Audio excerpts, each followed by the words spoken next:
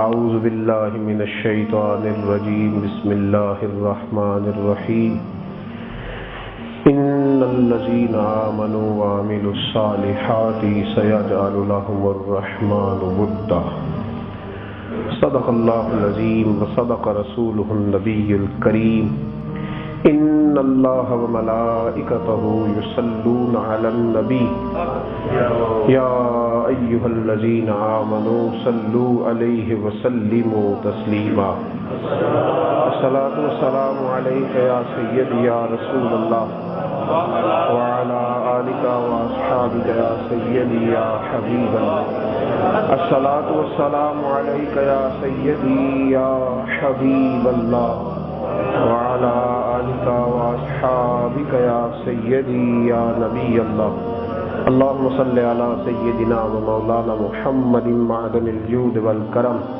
وآلہ وصحبہ وبارک وسلم۔ تمام تعریفیں حمد و ثنا اللہ تعالی جل جلالہ کے لیے، ہر قسم کے درود و سلام نبی رحمت سید عالم صلی اللہ علیہ وسلم کی ذات والا صفات کے لیے حمد و صلات کے بعد اللہ تعالیٰ نے انسان کو اپنا خلیفہ اور نائب فرمایا ہے۔ قرآن کریم میں جب انسان کی تخلیق کی بات چلی تو اللہ نے فرمایا کہ میں زمین پر اپنا نائب بنانے والا ہوں۔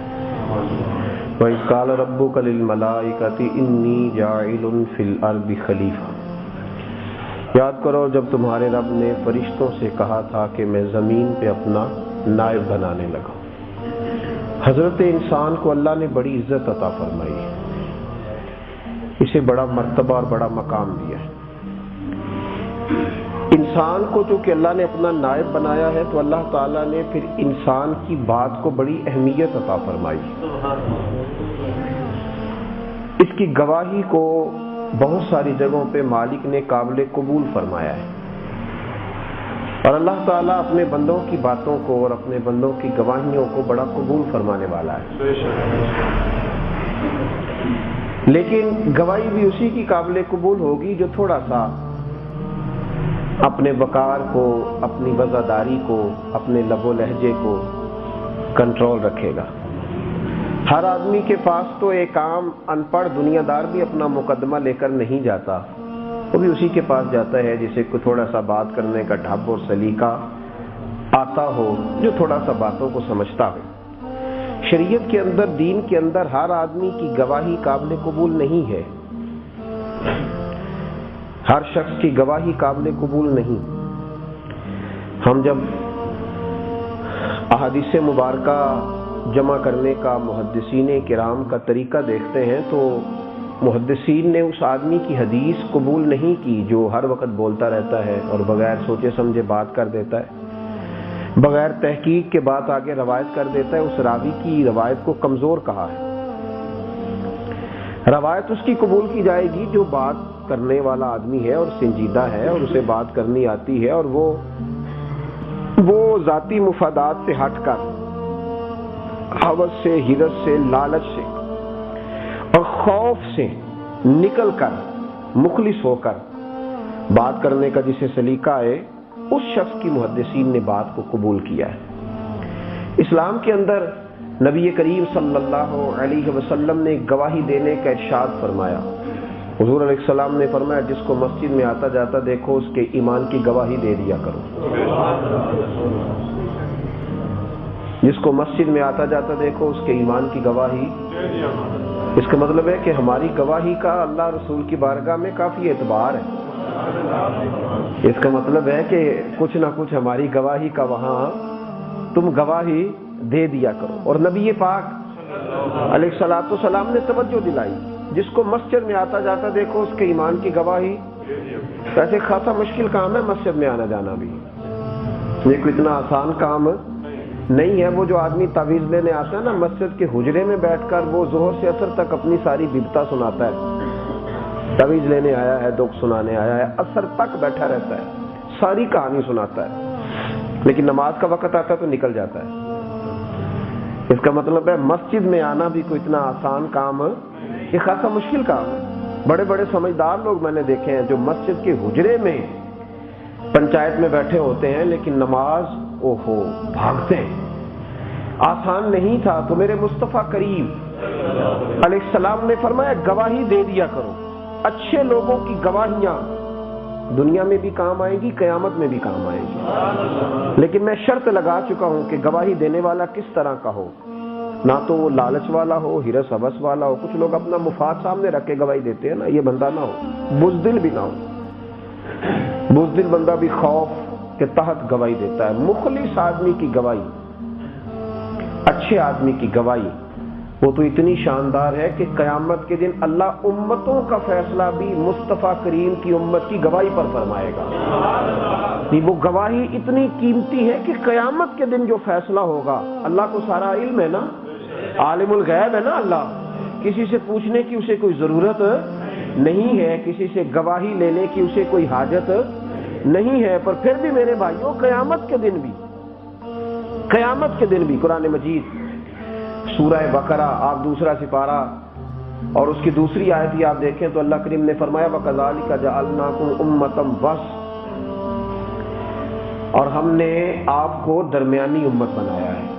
كَذَلِكَ جَعَلْنَاكُمْ أُمَّةً وَسَطًا، ہم نے آپ کو درمیانی امت بنایا ہے. کس طرح؟ لِتَكُونُوا شُهَدَاءَ عَلَى النَّاسِ، کہ آپ لوگوں پر گواہ ہیں.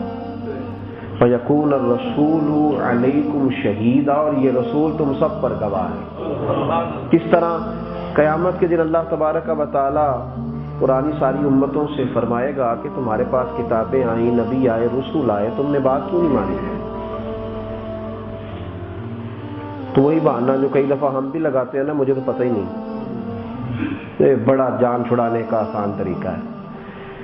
جس آدمی کو دنیا داری کی ہر چیز کا پتہ ہے وہ دین کے معاملے میں بڑا اسی وقت معصوم بن جاتا ہے. کہتا ہے مجھے کوئی خبر ہی نہیں، مجھے تو پتہ ہی نہیں. وہ بھی کہیں گے، پرانی امتیں بھی کہیں گی کہ ہمیں پتہ ہی نہیں کون سی تبلیغ، کون سی بات، کس نے کہا.